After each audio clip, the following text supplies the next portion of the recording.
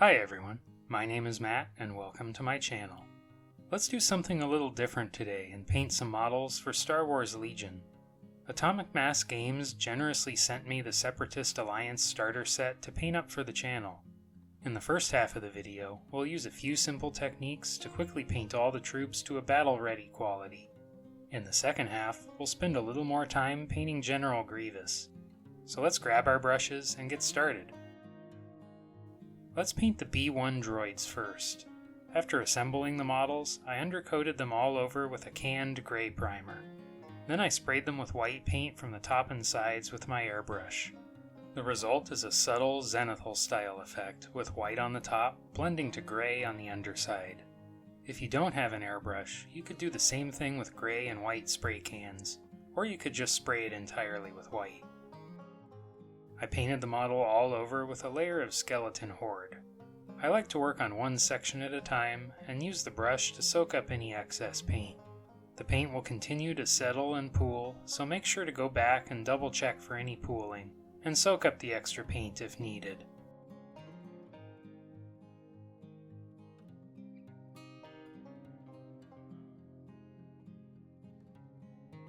I'd like to add some markings to the models, and I painted those with a layer of Blood Angel's Red. I did an image search online and found some inspiration from different video games and illustrations. I took a few different ideas and combined them into something unique.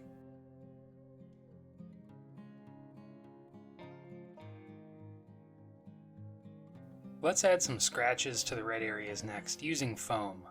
This is a piece of foam like you'd find in a blister pack or a model transport case. I like to tear off part of the edge so it has an uneven surface. I added some bone white paint on my palette and diluted it with a small amount of water, and then I dipped the foam in the paint and dabbed it off on a paper towel to remove any excess. I gently tapped some of the red sections of the model to add some scratches. Next, I repeated the sponge stippling effect with Garagax Sewer. This is a really strong color, so it's important to tap the foam on a paper towel and remove the excess paint. I like to think about where the dirt and damage would build up on the model, and add more scratches in those areas. The knees, hands, elbows, and maybe the sides of the backpack. I painted the weapons next with Black Templar. It can be kind of tricky to reach some of the areas on the model, so it's important to go slow and paint carefully. If I paint too quickly and make a mistake, having to fix the mistake later will offset any time I may have saved by rushing things. So I think it's better to paint slowly and carefully, and try my best to avoid making any mistakes. If you do end up making a mistake, it's really easy to fix with some bone white, and once that dries, paint a small amount of skeleton horde over it to make it match the rest of the armor. With everything base coated, next I shaded over the entire model with a layer of Nuln Oil. Keep an eye out for any of the shade pooling, and use the brush to soak up excess paint.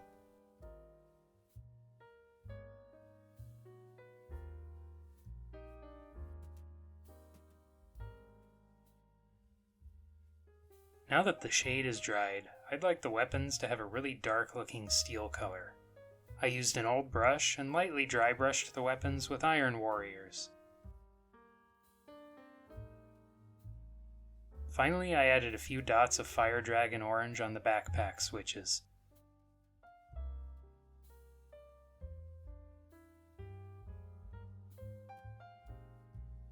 After assembling the B2 droids, I undercoated them with black primer, followed by a couple layers of Iron Hand steel with my airbrush. If you don't have an airbrush, I would recommend spraying them with a canned silver primer, such as Lead Belcher. Next, I shaded the model all over with Nuln Oil.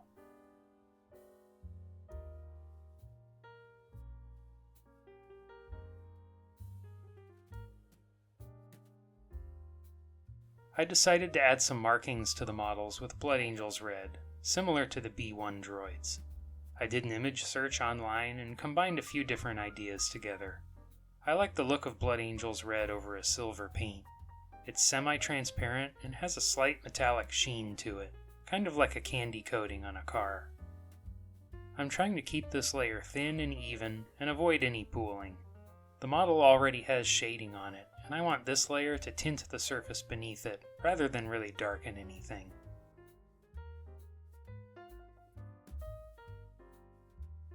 I'd like to add some battle damage and scratches to the red markings, and that's really easy to do with some foam stippling. I put some Stormhost silver on my palette and diluted it with a small amount of water. Then I dipped a small piece of foam into the paint and dabbed off the excess paint on a paper towel. I gently tapped the foam across the model, focusing on areas where I think the battle damage is more likely to happen. It will really show up over the red paint, so I added most of the scratches there. Next I added some dirt and grime with Droidekas sewer and a piece of foam. This is a very strong color, so I like to dilute it with a little bit of water. Make sure to get rid of the excess paint on a paper towel before you apply it to the model. If you have too much paint, it'll run and the effect won't look very good. I think the trick is to have very little paint on the foam and build up a few layers, one on top of the other.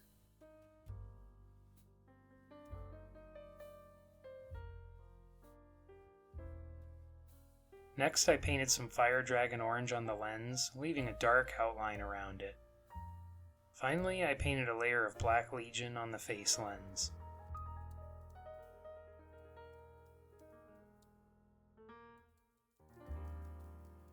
Let's paint the Droidekas next, and these are really similar to the B2 Droids, so we'll kind of quickly go over them. I began with a black primer, followed by a couple layers of Iron Hand steel with my airbrush. If you don't have an airbrush, I would recommend spraying them with a canned silver primer, such as Lead Belcher. Next I shaded the model all over with Nuln Oil. Remember to check for excessive pooling, and use the brush to soak up any excess paint.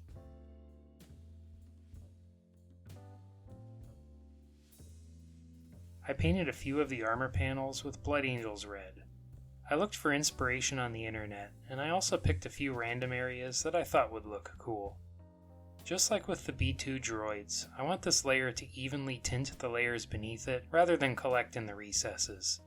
It should be thin and even, and I want to avoid any pooling.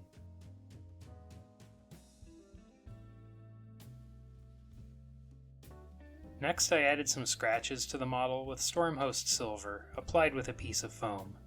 Dilute the silver paint with a small amount of water, and wipe off most of the paint on a paper towel.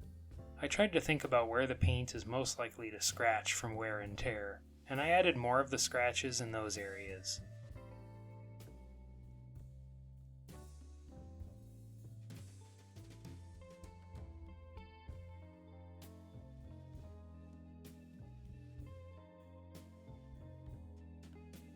I applied some dirt and grime to the model next with Droidekas sewer and a piece of foam.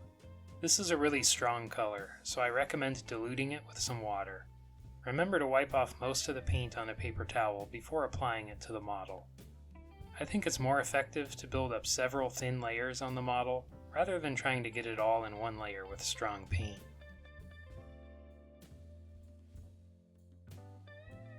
Next I painted the tubes and hoses with Black Legion.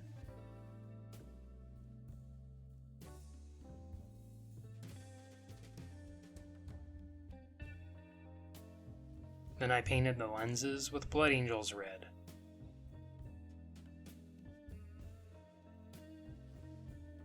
Finally, I painted the lenses with Fire Dragon Orange, leaving a narrow, dark outline around them.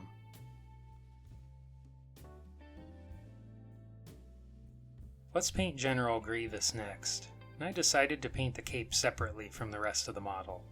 If I assemble everything together, it will be tough to reach some areas of the model. There isn't a convenient spot to attach a paperclip on the cape, so I'm just going to have to carefully hold it while I paint it. I primed the model solid gray first, and then sprayed white paint from the top and sides with my airbrush. If you don't have an airbrush, you could do the same kind of effect with spray cans. I painted the inside of the cape first with Flesh Terror's Red. I'm using a larger brush for this step, since it doesn't have to be too precise. I got some red dot synthetic brushes from Rosemary and Co, and I've been enjoying them for base coats and shades. They're much less expensive than sable brushes, and anytime I'm able to use these instead, it's helping extend the life of my really good sable brushes. Next, I painted Black Legion on the main body. I switched over to a very sharp Series 33 Kolinsky sable brush. I want to be very precise with this stage in order to minimize touch-up work on the light armor panels, but some mistakes will happen no matter how careful I am. You could prime the model black instead if you want to, and then paint the lighter armor panels with white, but I think this way is easier for me. Go with whichever option makes the most sense to you.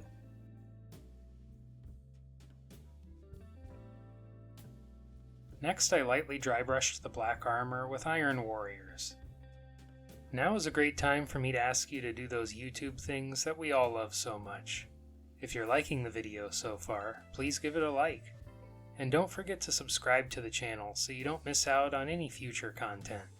If you really like what I'm doing here and want to support the channel further, please consider Patreon or a YouTube channel membership. We have some perks including a Discord server, printer-friendly PDF files of our new recipe cards, and early access to videos. I painted the lightsaber handles and some of the joints on the armor next with Iron Hand steel.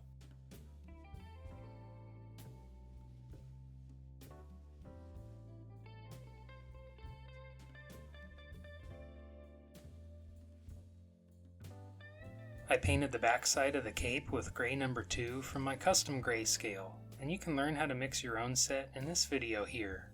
If you don't feel like mixing anything, you could use Eshin Gray.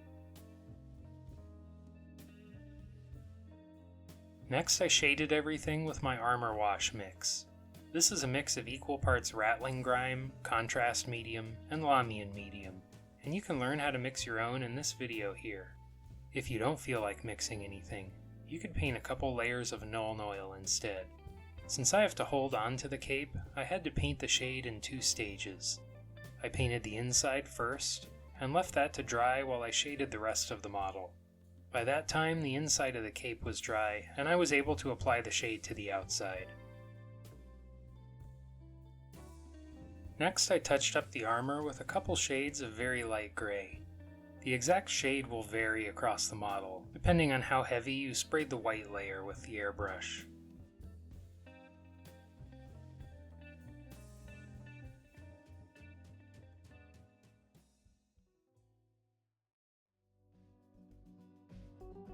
Next, I base coated the armor with a mix of 1 part Skeleton Horde and 2 parts Contrast Medium. Work on one section at a time, and use the brush to soak up any excess paint.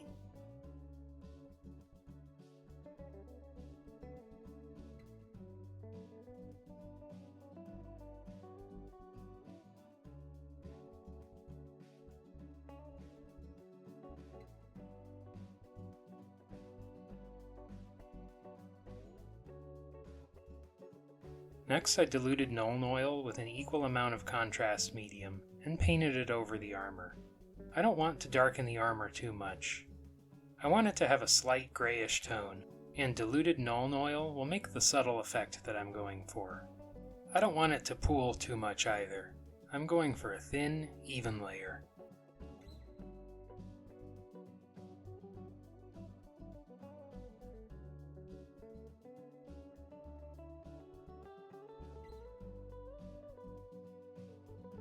I painted the lightsaber blades next with a couple layers of white.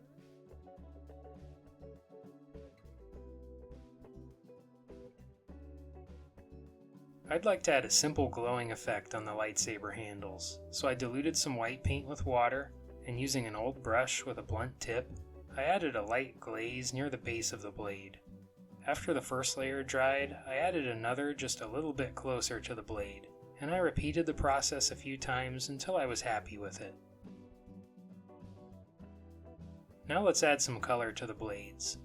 I painted the green blades with Hexwraith Flame, and the blue blades with Aethermatic Blue.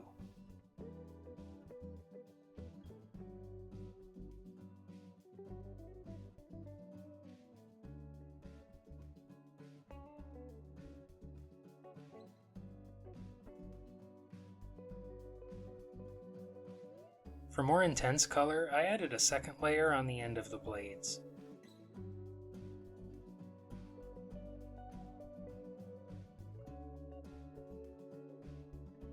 I painted the eyes next with toxic yellow, and then added a dot of black in the center. Next, I attached the cape to the model with super glue.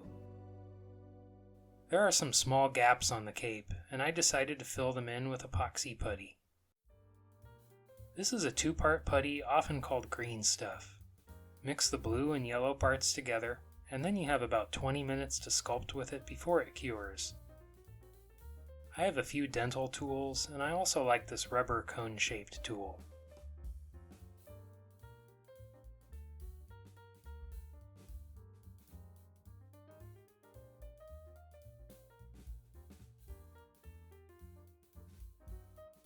The model is really wobbly, and it's been bothering me.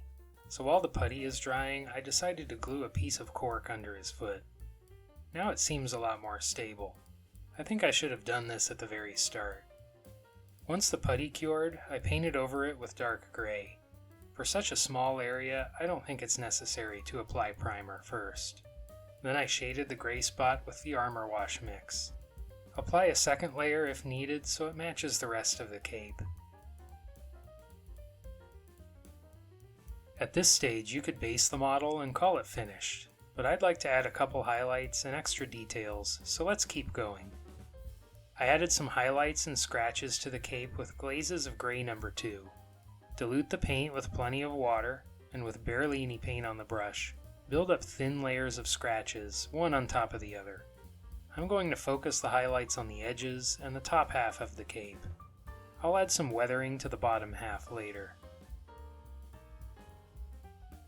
Next, I added one more highlight with gray number 4, and if you don't feel like mixing anything, you could use Dawnstone instead. I added these highlights sparingly and focused them on the sharpest edges and corners.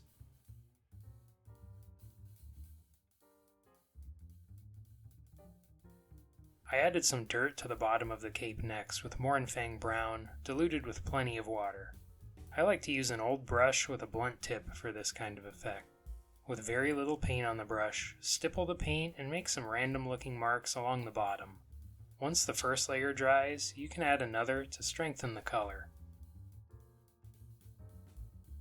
I'd like to add some scratches to the base of the cape. I diluted Steel Legion Drab with plenty of water and added some scratches here and there. The stippling effect earlier created some random looking textures, so I like to use that as a guide for where I add the scratches.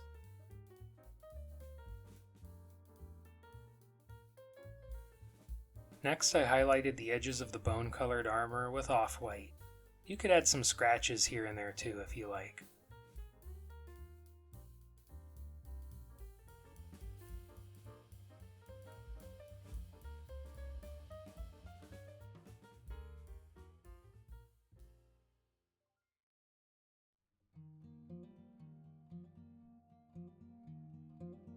I painted the details on his mouth with slightly diluted black paint.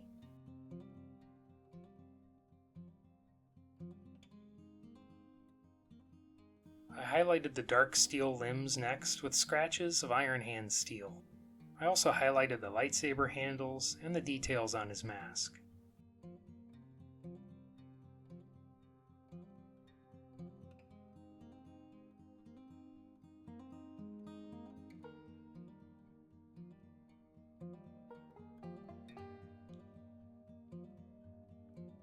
I highlighted the lightsaber blades next with a glaze of white. I diluted the paint with plenty of water, and with very little paint on the brush, I glazed thin layers, focusing towards the bottom. I also added a few narrow lines going along the length of the blade. I touched up any mistakes and smoothed out rough areas with glazes of Hexwraith Flame and Aethermatic Blue.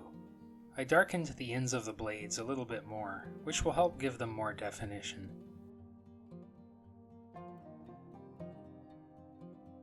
I used an old brush to apply a layer of wood glue to the top of the base, and then sprinkled some coarse gravel and fine sand.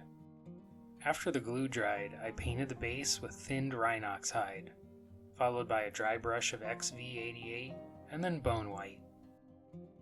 I painted the rocks with Dawnstone, and then shaded with a mix of Agrax Earthshade and Nuln Oil. I painted the edge of the base black, and after that dried, I added patches of static grass with superglue. I'd like to give a big shout out to our supporters here on YouTube and Patreon. Thank you so much for your support. It really is a huge help. If you want to be like these amazing people and help support what I'm doing here, just click the join button down below or follow the Patreon link in the video description. Thank you.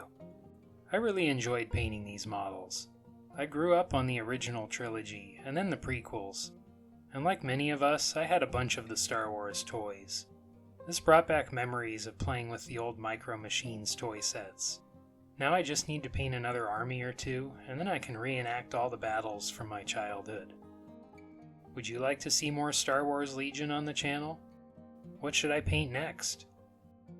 Drop a comment below and share your thoughts. Well, that's it for now. Thanks for watching, and until next time, happy painting!